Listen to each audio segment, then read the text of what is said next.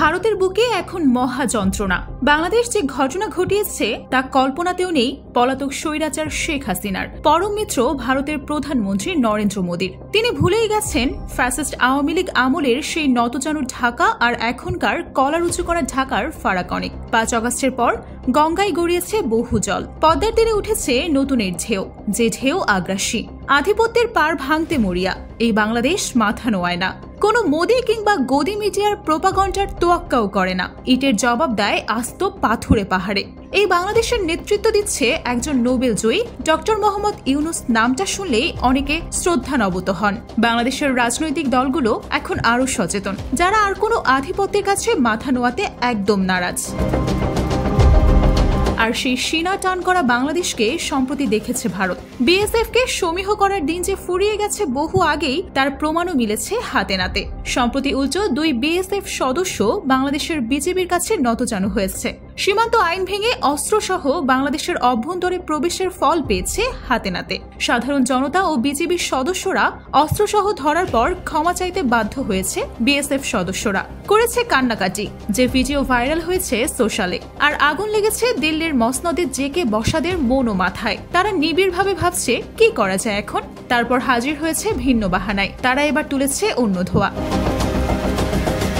ওদিকে ভারত ও পাকিস্তানের মধ্যে চাপা উত্তেজনা বিরাজ করছে। ভয় কাঁপছে ভারত। কোথায় কি ঘটবে কিছুই বুঝে উঠতে পারছে না। মোদির খোঁচানো স্বভাব সবগুলো প্রতিবেশী রাষ্ট্রকেই শত্রু বানিয়ে রেখেছে। হিন্দুত্ববাদের ধোয়া তুলতে গিয়ে মানবিকতার কথাই ভুলে গেছে মোদি। নেপাল, ভুটান, শ্রীলঙ্কা থেকে শুরু করে কোনো প্রতিবেশী দেশই আর ভারতকে ভালো চোখে দেখে না।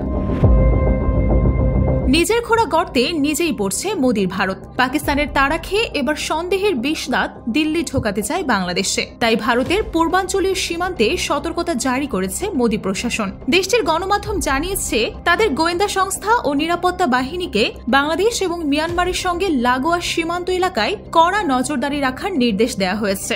ভারতের দাবি, এসব সীমান্ত এলাকায় পাকিস্তানের গোয়েন্দা, আইএসআই ও তাদের সামরিক কর্মকর্তারা কার্যক্রম পরিচালনা করছে। যদি এটা অনেকটা জোছনায় বোতল ভূত দেখার মতো।